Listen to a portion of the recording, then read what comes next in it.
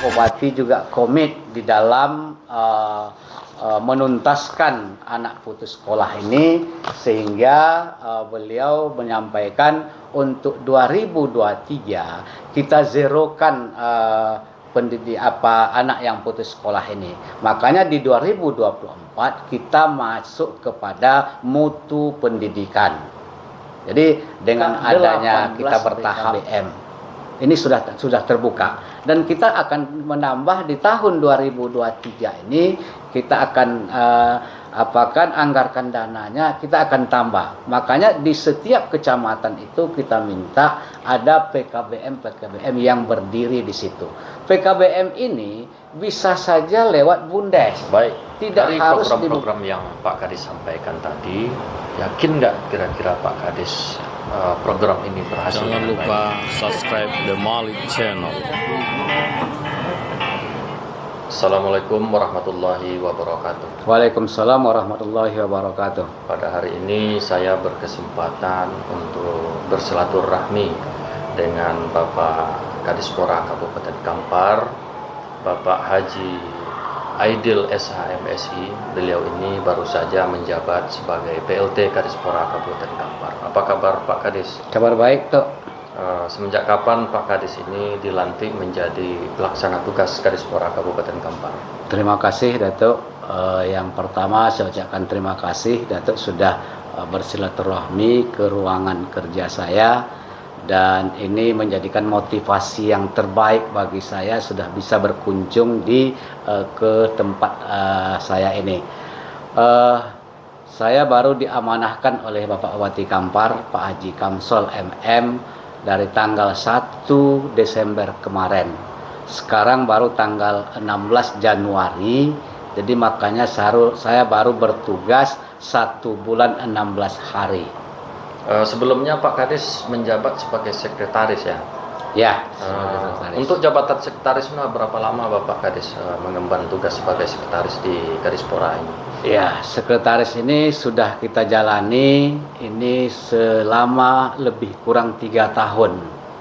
Kita bertugas sebagai sekretaris. Apa yang akan dilakukan oleh Dinas Pendidikan Kabupaten Kampar dalam menyukseskan program wajib belajar 9 tahun bagi anak-anak yang kesulitan ekonomi maupun tidak memiliki akses untuk melanjutkan pendidikan ke tingkat dalam SMP? amanah Undang-Undang 1945 ini, pendidikan 9 tahun itu diwajibkan kepada semua kita. Makanya kita sebagai warga negara Indonesia, sebagai warga pendidik, sebagai kami yang di Dinas Pendidikan dan bersama-sama dengan masyarakat, memang harus sama-sama kita mensosialisasikan kepada masyarakat, baik itu kita rangkul tokoh-tokoh masyarakatnya, kami juga meminta kepada media supaya ini disosialisasikan kepada masyarakat, sehingga apa yang dicanangkan oleh pemerintah ini bisa berjalan dengan baik. Ini adalah tugas kita bersama.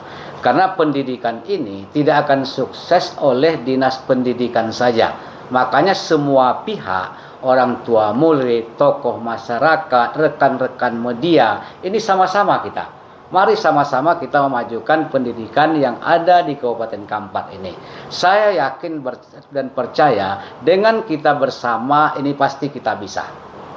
Saya yakin itu. Kemudian solusi yang akan kita tempuh dengan anak yang berekonomi lemah, kita kan sudah mencanangkan akan membuka ini PKBM yang ada di desa-desa daerah terpencil ini. Karena di Kabupaten Kampar ini sudah terbuka 18 PKBM. Ini sudah terbuka, dan kita akan menambah di tahun 2023 ini. Kita akan anggarkan dananya, kita akan tambah. Makanya di setiap kecamatan itu kita minta ada PKBM yang berdiri di situ. PKBM ini bisa saja lewat Bundes, tidak harus dibebankan kepada APBD, bisa lewat Bundes. Dan dengan catatan bisa, makanya tadi saya minta kepada kita semua bisa kita mensosialisasikan bersama, karena tanggung jawab pendidikan adalah tanggung jawab kita semua. Kemudian persoalan yang kedua, ini bisa kita buat secara prinsipnya SMP terbuka. Jadi SMP terbuka ini merupakan satu alternatif. Subsistemnya pendidikan formal merupakan prinsip pembelajaran secara mandiri di SMP terbuka. Jadi sehingga dengan adanya SMP ini kita berkumpulkan, umpamanya di daerah-daerah sulit, nanti kita kumpulkan, nanti kita jadikan induknya, kita induk SMP yang kita buatkan induknya ini, dan anak-anak ini kan tidak akan terjadi lagi putus sekolah dengan adanya SMP terbuka yang kita buat terutama di daerah-daerah. Nah, jadi saya kira itu, Datuk, terima kasih. Baik, tadi Pak Kadis mengatakan bahwa SMP terbuka ini akan dibuka di daerah-daerah, kan gitu. Apakah nanti kegiatan belajar mengajar juga dilaksanakan di sekolah reguler tersebut? Pada SMP terbuka yang kita rencanakan, anak-anak belajar di desanya masing-masing yang tersebar di 8 desa di Kecamatan Kampar Kiri Hulu, dengan sistem pembelajaran dikunjungi dan didatangi. Dalam hal ini kita akan bekerja sama dengan mahasiswa dari UGM dari Yogyakarta. Jadi sehingga yang ini tetap akan terpelihara, tetap akan terpantau dengan adanya kita bekerja sama dengan mahasiswa ini. Karena kita sama-sama tahu yang di Kampar Kiri Hulu ini kondisi petanya kita sudah inilah yang harus kita luruskan bersama.